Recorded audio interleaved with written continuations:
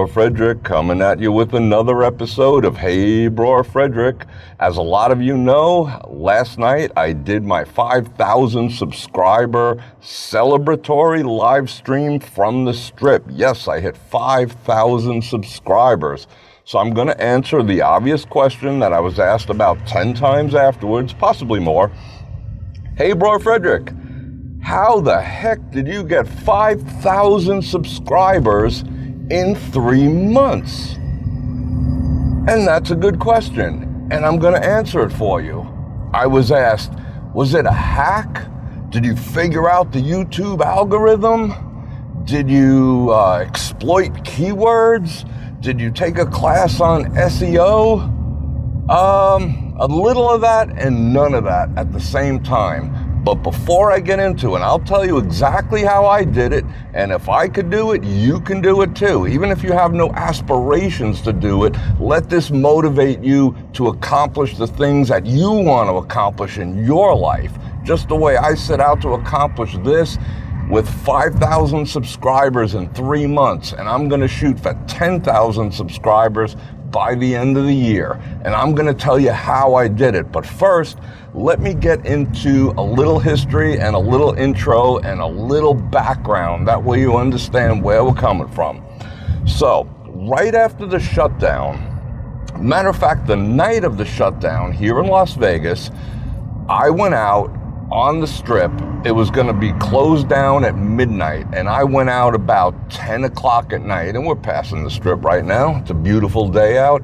It is 80 degrees on October 23rd, if you want to know, about 4:05 p.m. So this is going to be typical traffic. We're crossing town right now. I'm heading over to the Galleria Mall, and you're coming along with me.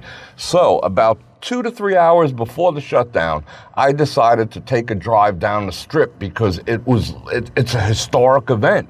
Shutting down the Strip, I mean, I had to be there. So what I chose to do, and I wasn't doing them at the time, I went live on Facebook. And I showed Facebook what the Strip was looking like prior to the shutdown. So that was how I started the YouTube channel. And prior to that, I screwed around with it a little bit. You can see some old tutorials, some old hyperlapses. I had the channel for about, I don't know, a year or two, just like everyone else has one, you know, when you get a Google account. And I messed around with it, but I didn't really have aspirations for it per se. So I started doing Facebook live streams.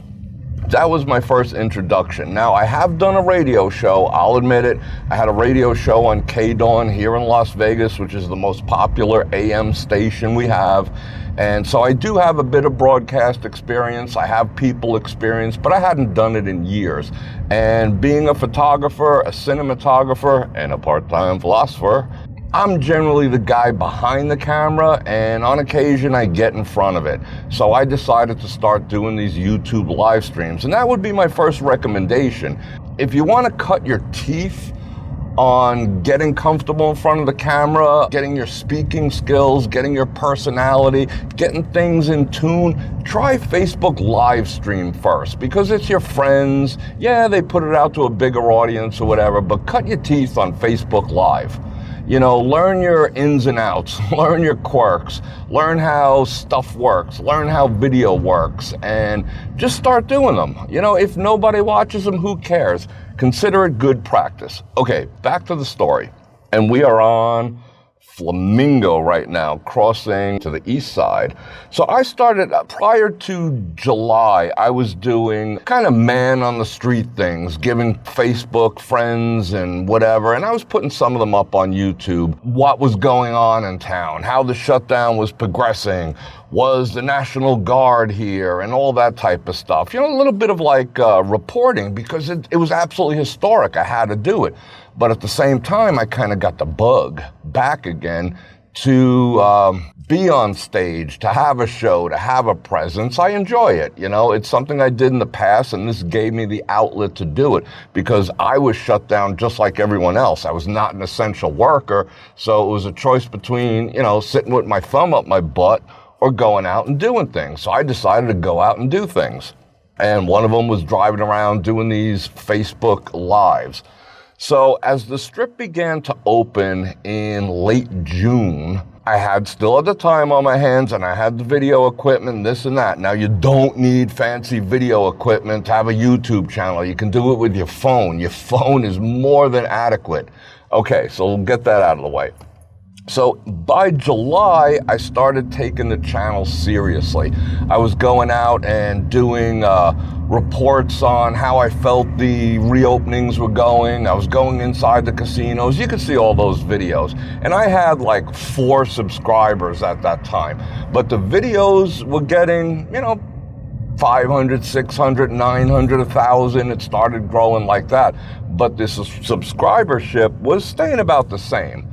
But Vegas is Vegas, and people want to know what's going on in Vegas, so I did choose to capitalize on that.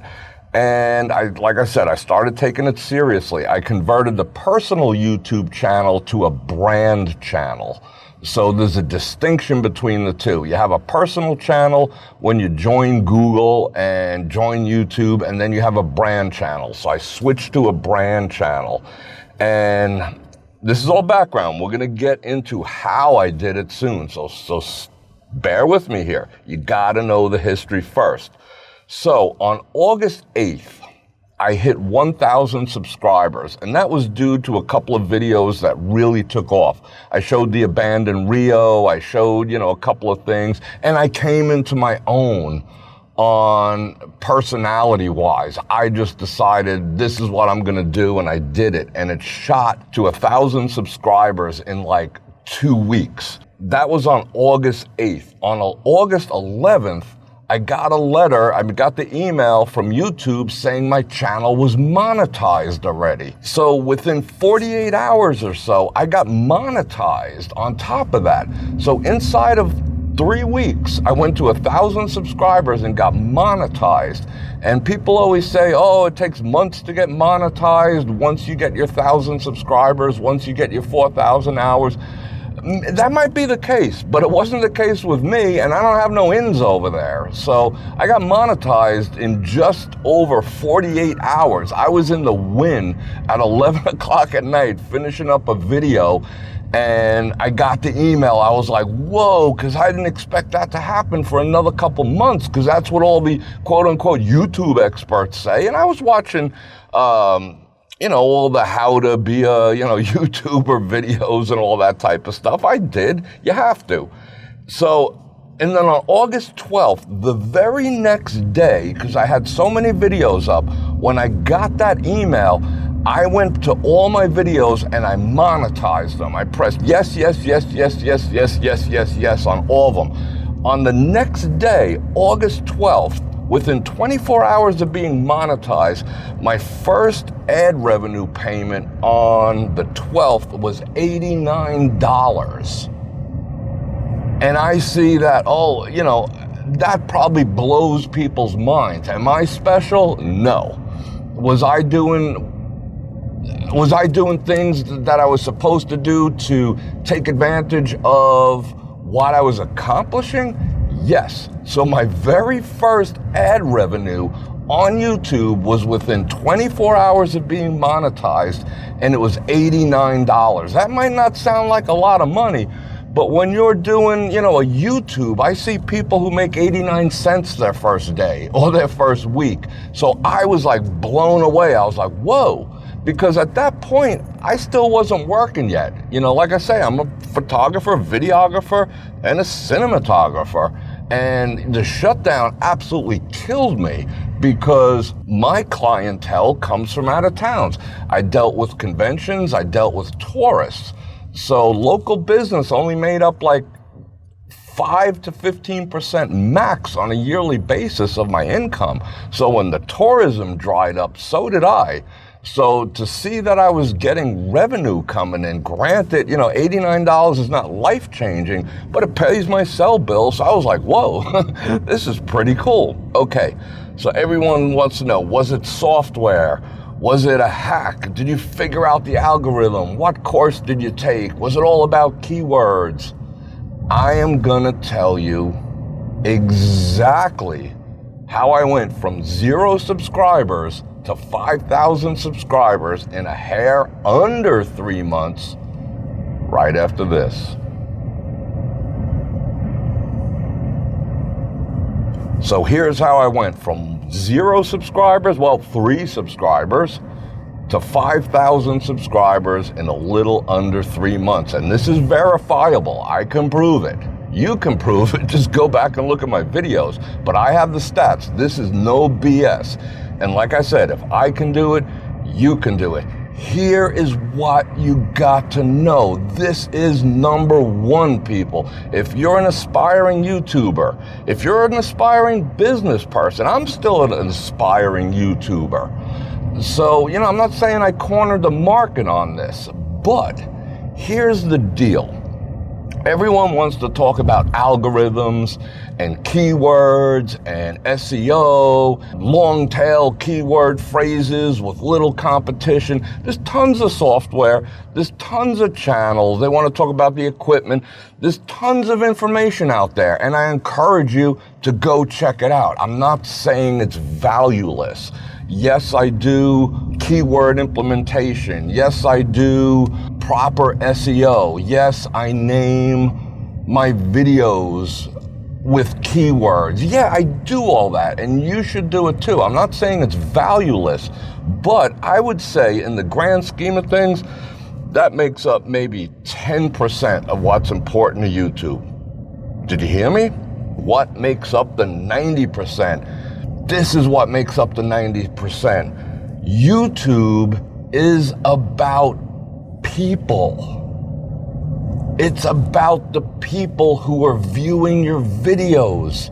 It's about the person on the other side of the computer, of the phone, of the Xbox, of the TV, who's watching your videos. That's what the YouTube game is about. Yes, they have algorithms, but their algorithms are designed to satisfy people. We try to sell, as a beginning YouTuber, you try to crack the code. Oh, I'm gonna crack the code of YouTube. And if I put 4 keywords in the first 3 sentences, then YouTube, no! YouTube is too freaking smart for that. You think if you're gonna keyword things just right, you're gonna somehow do an end run around YouTube? YouTube knows everything. Do you know while they're processing their videos, they're going frame by frame by frame. So if you say your YouTube video is about the upcoming election and they're going frame by frame in your video and they see frogs and bears, they know it's about wildlife. Seriously, that's how advanced it is. And then how long people are watching. What's your retention rate? Yeah, that all plays into it, but it's still a people game. And you got to get that out of your head. You have to remember that you have an audience. You have to make a bond. See, YouTube is about relationships and being relatable to people, because ultimately it's about the people. It's about your viewers. It's about your subscribers, not a freaking algorithm. Get that? It's about relationships. It's about you making a connection and engaging and bonding with your viewers and your subscribers, and they will be loyal to you, and it will grow from there. I promise you that. It just happens. And that is me. I'm all about relationships. I'm all about my viewers. I know a lot of them by name. I don't know every single one of them, but I treat them like they're friends because they are my friends. I'm just genuine. I'm sincere. I'm just me. If you met me tomorrow, I'm the same person you see in my videos, the same person you see in the lives. I'm not a different person. I'm not pretending to be all super polished. I'm not pretending to be, a person that is any different than the person you see in my videos. That's just me. I am who I am. So that's one thing I can highly recommend. You must be yourself. You must be sincere, and you always have to remember that it's about relationships. It's about the people. It's about your viewers, and the algorithm will find all that. So maintain the constant thought of your viewers. They are your extended friends. They are your extended family. Those are your people, because without them, you do not have a YouTube channel. You know, you're just not gonna happen. So, algorithm be damned. Make it about your viewers. It's about your viewership. It's about your fans, because ultimately that's what they are. They're becoming fans of what you're putting out there. You cannot forget about the people. You cannot treat your viewership and your subscribers as low-hanging fruit in search of some magic freaking algorithm that's gonna, get you on the trending page on YouTube. That's not what it's about. It's about people. YouTube is about people. People have an internal bullshit sensor. They have a bullshit sensor. People do not want to be bullshitted to. And now, after the shutdown, everyone's more in tune with being bullshitted to through video. Don't bullshit people. Be sincere. Be yourself. Be a person that they can relate to. Be a person that they want to hang out with. You be the person that wants to hang out with them, because that's what they're doing. If they're giving you their time, the most precious thing in life is not money, it's time. Because once you spend it, you don't get it back. So if someone chooses to give you their time, you gotta respect that. You honestly have to respect that as a person and as a YouTube creator. They're not low-hanging fruit. These are your people, so you have to respect them, and you have to be thankful for them, and you have to show them that you respect them and show them that you're thankful for them. YouTube is about relationships. Once you get your head around that and you do your basics with the SEO and the keywords and all that other crap, you will be successful. Okay, here's the other point. This is cliche, you might have heard it before, but trust me, it is 100% true. It is better to be different than to be better. I'm going to repeat that.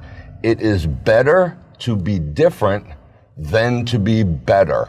In my world here in Las Vegas, I would say there's no less than 100 to 300 other vloggers and content creators making videos for YouTube. Some are very YouTube centric. Vegas centric. They want to, it's basically a commercial for Vegas. I'm not a commercial for Vegas. I'm a person, a show who's showing you my experiences in life that happens to live in Vegas.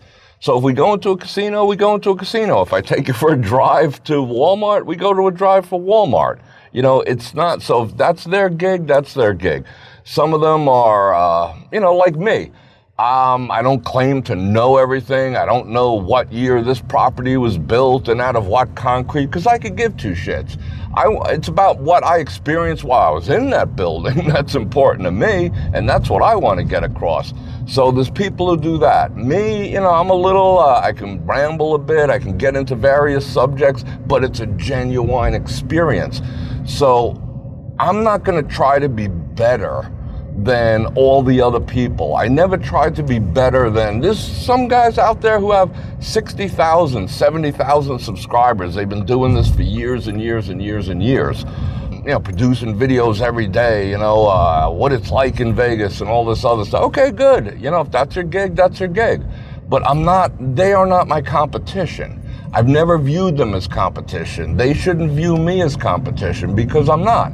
I'm just me. I want to do things my way. I want to do things different. So it is always better to be different than to be better, because if you try to be better than someone else, someone will always be better than you. You're chasing your own tail. Be yourself. It is better to be different than to be better. And the other thing is you gotta be outgoing. You gotta have some type of personality. There's no, you can't get around it. You can't be dry. People will not stick around. Fortunately, I'm kind of outgoing. I do have a little bit of broadcast experience. I am not shy. I'm not timid. I'm kind of bold. I'm opinionated. I have all that going for me. But it didn't start out that way, because once you point a camera at yourself, it's like humming. So that's why I say, if you want to start, or if you want to improve your YouTube channel, cut your teeth on Facebook Live. Because, you know, if you got 100 friends or 1,000 friends, who's really watching that shit? Your friends. You know, and they'll critique you, they might make fun of you, whatever, but you will get comfortable in front of and behind the camera. So cut your teeth there. You got to be outgoing. 2 last points. Focus on what you know and or what you love. I mean, you might think, okay, well, this is a popular topic. Let's see, okay, what do we got? Camping world over there. Okay, camping, that's a really popular subject, you know. There's guys on there with 1 million subscribers doing camping shows. You know, I've been camping, I'm gonna do a camping show. And that's gonna, you know, don't do that. Focus on what you know and what you love. Because if you focus on what you know and what you love, 2 things. You will never run out of content, and it'll always be natural. You'll never be pressed for information. You might have to do I do a little background study. I take show notes and all that. I got show notes now. They're in my dashboard just to keep me on track. But if you're talking about in your show, because that's what it is. Yeah, we all say, oh, a YouTube channel, because, you know, we want to be humble and not call it a show. It's a freaking show. If you're on Facebook, you're in showbiz. And there's no ifs, ands, or buts. You're in showbiz. Welcome to showbiz. You have a show. So make your show, aka channel, if that makes you feel more comfortable about it, but make it about things that you love and things that you know, and you will never ever run out of content. And I hear that all the time. YouTube burnout, YouTube burnout, YouTube burnout.